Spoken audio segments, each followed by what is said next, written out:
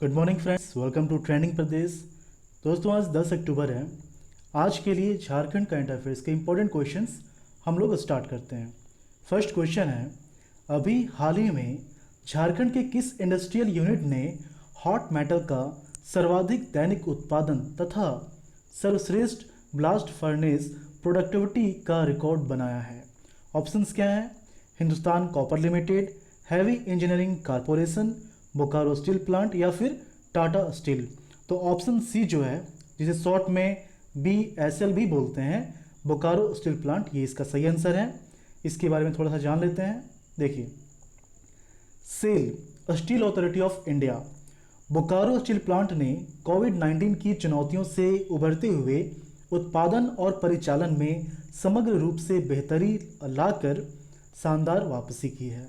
वर्तमान में बोकारो स्टील प्लांट में 4 ब्लास्ट फर्नेस के साथ उत्पादन पुनः शुरू कर दिया गया है। ब्लास्ट फर्नेस संख्या 1 से 4062 टन हॉट मेटल का सर्वाधिक दैनिक उत्पादन तथा सर्वश्रेष्ठ ब्लास्ट फर्नेस प्रोडक्टिविटी 1.93 टन प्रति घन मीटर प्रतिदिन के कीर्तिमान पी सितंबर माह में बने हैं। ओके, ब्लास्ट फर्नेस से ग्रेनुलेटेड स्लैग का भी सर्वश्रेष्ठ मासिक उत्पादन हुआ है। उत्पादन में बेहतरी के साथ साथ सितंबर में प्लांट ने ग्राहकों को लगभग 2,97,000 टन उत्पादन डिस्पैच किया है।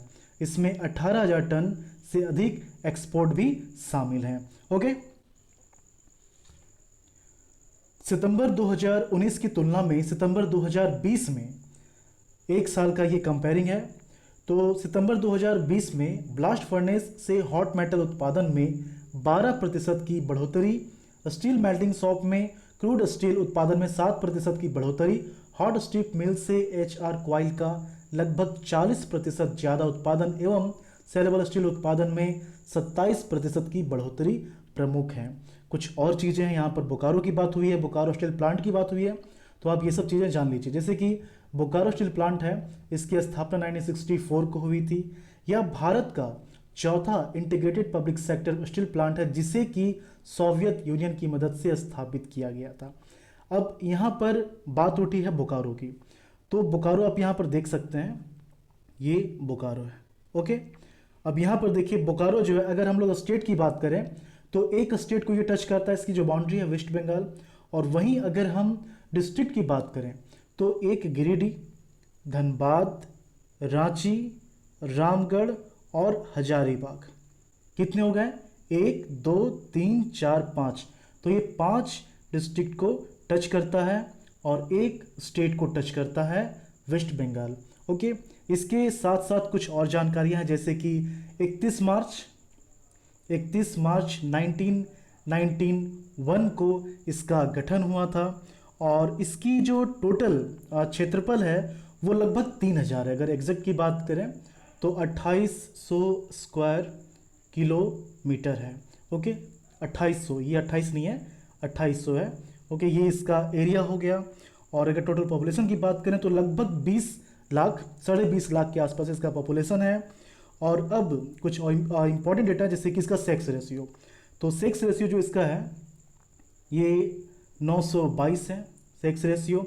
और लिटरेसी रेट अगर इसकी बात की जाए तो लिटरेसी रेट इसका है 72.01%, ये लिटरेसी रेट हो गया।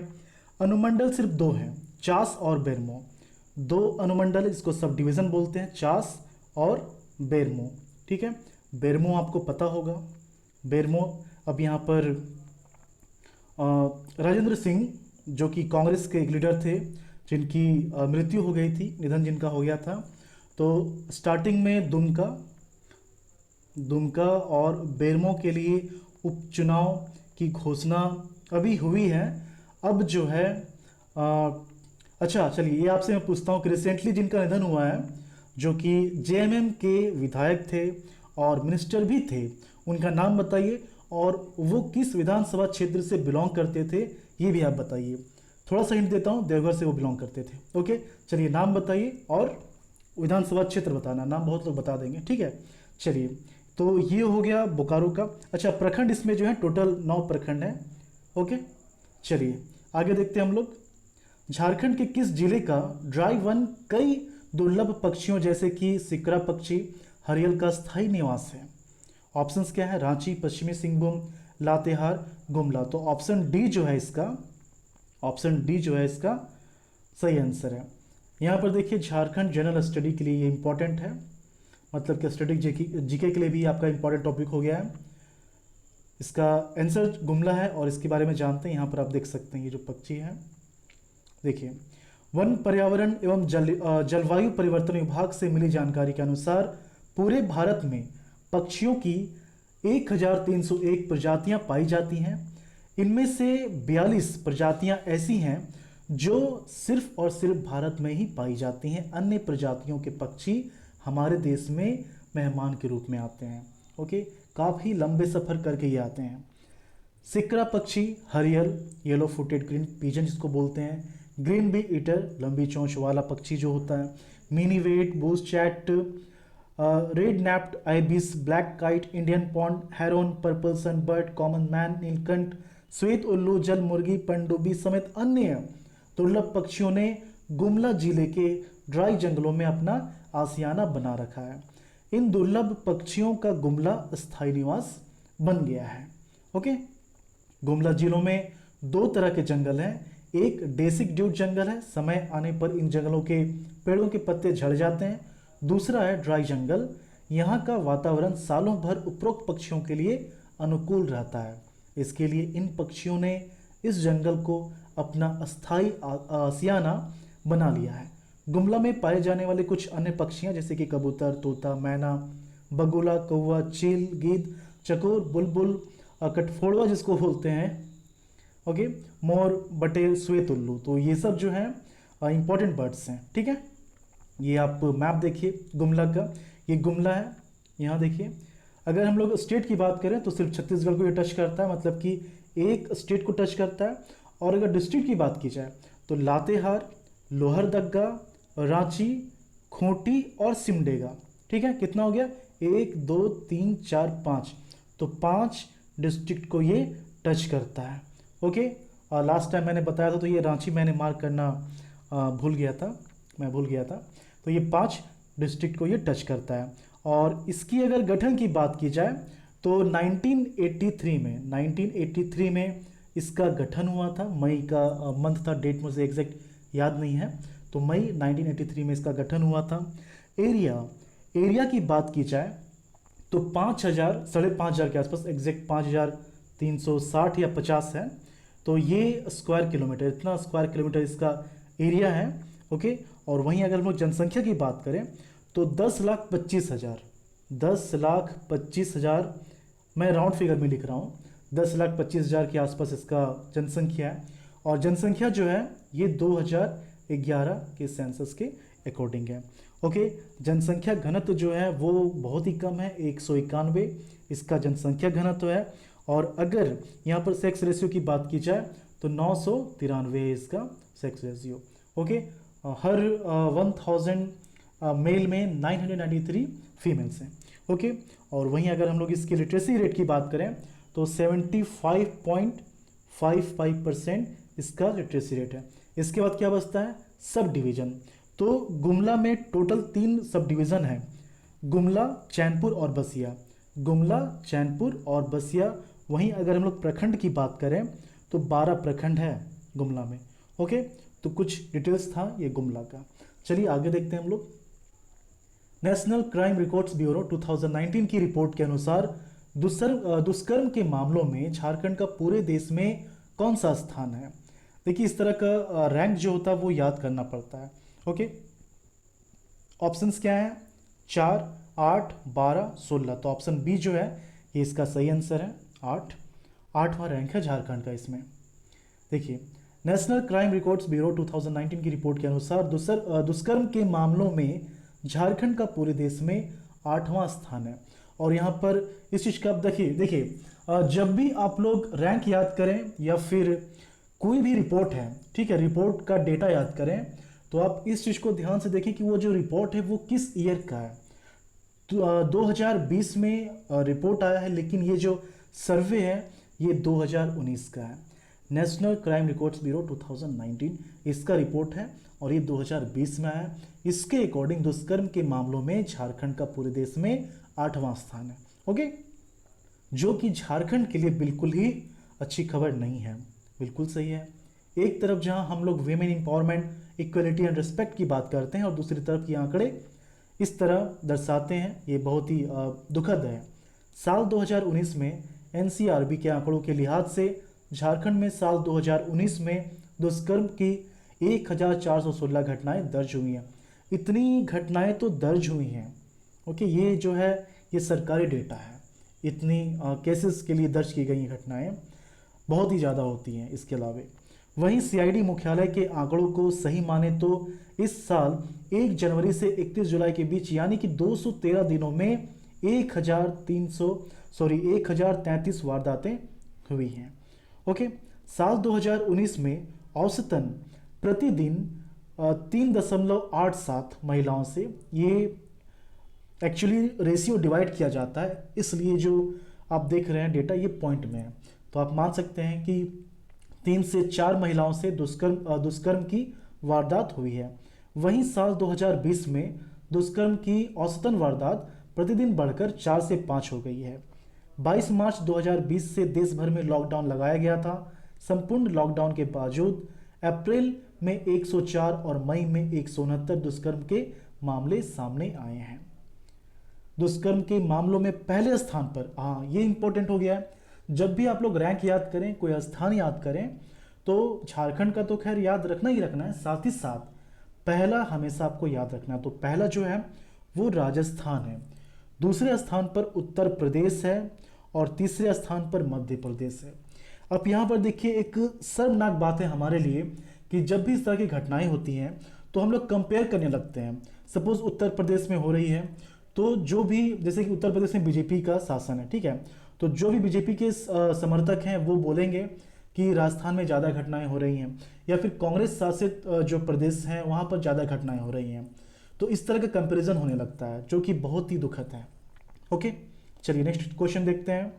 झारखंड में हुए अध्ययन के अनुसार कितने प्रतिशत गरीबों को बिजली सब्सिडी का लाभ मिलता है? 25, 50, 75 या फिर 20? तो ऑप्शन ए जो है 25 ये सही आंसर है। ओके, चलिए देखते हैं इसके बारे में।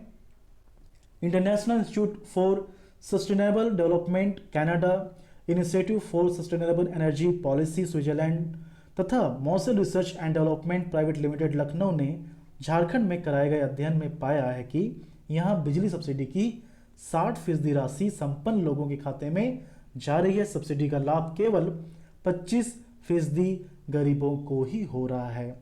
900 लोगों के बीच ये सैंपल सर्वे किया गया था। अगर सरकार सब्सिडी की वर्तमान व्यवस्था में सुधार करे तो 306 करोड़ रुपए की बचत प्रति वर्ष हो सकती है।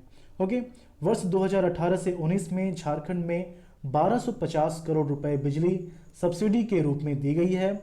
यह कुल प्रस्तावित वार्षिक राजस्व लगभग 600 करोड़ का करीब 21% है। इससे नुकसान और फर्जीवाड़े के आंकड़े का अंदाजा लगाया जा सकता है। अब झारखंड में जो सब्सिडी दर है वो हम लोग देख लेते हैं।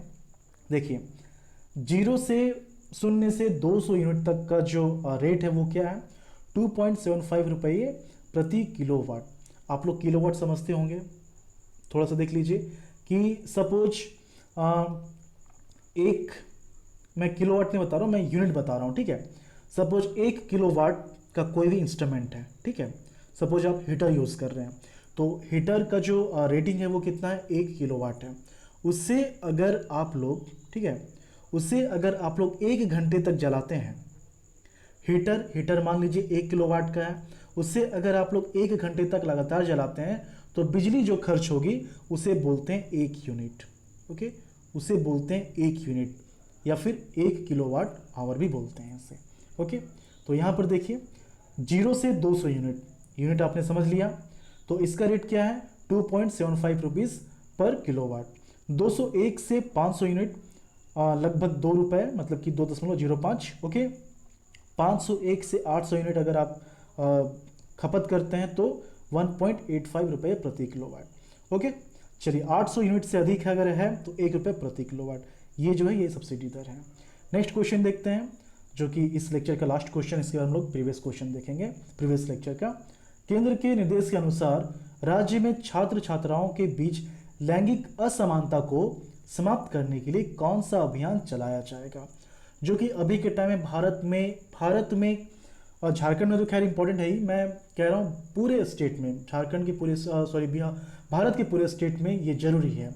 ओके, तो ऑप्शंस क्या हैं?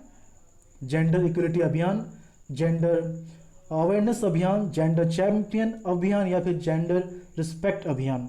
तो ऑप्शन सी जो है जेंडर चैंपियन अभियान, बहुत लोगों को लगेगा कि ऑप्शन ए सही है, लेकिन ऑप्शन सी इसका सही आंसर है, जेंडर चैंपियन अभियान। ओके, देखिए केंद्र के निर्देश पर यूजीसी ने राज्य के सभी विश्वविद्यालय, कॉलेजों सहित अन्य शैक्षणिक संस्थानों में छात्र छात्राओं के बीच लैंगिक असमानता को समाप्त करने के लिए जेंडर चैंपियन बनाने का निर्देश दिया गया है। ये चैंपियन विद्यार्थियों के बीच सकारात्मक और प्रेरणात्मक कार्यक्रम चलाएंगे।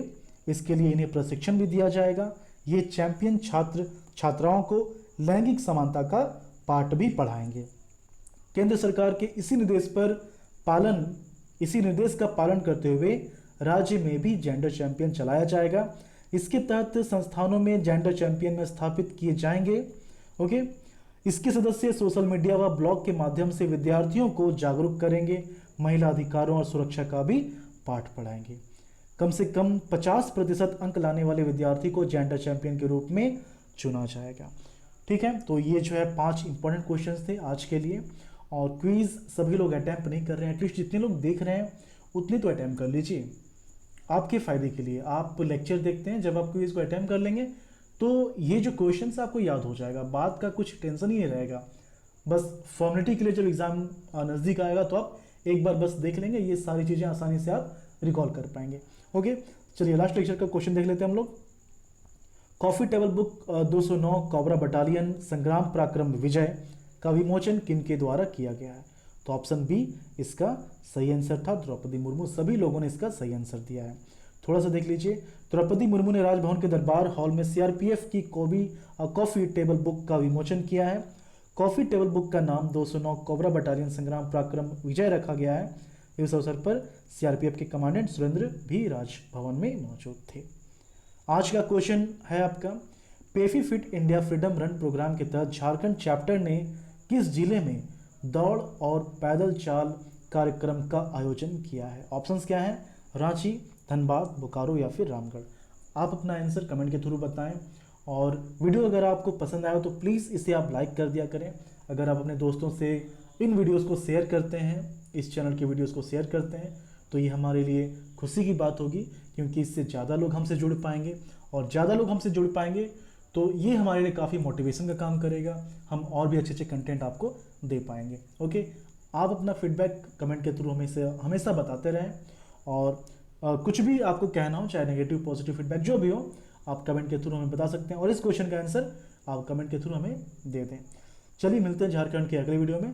धन्यवाद।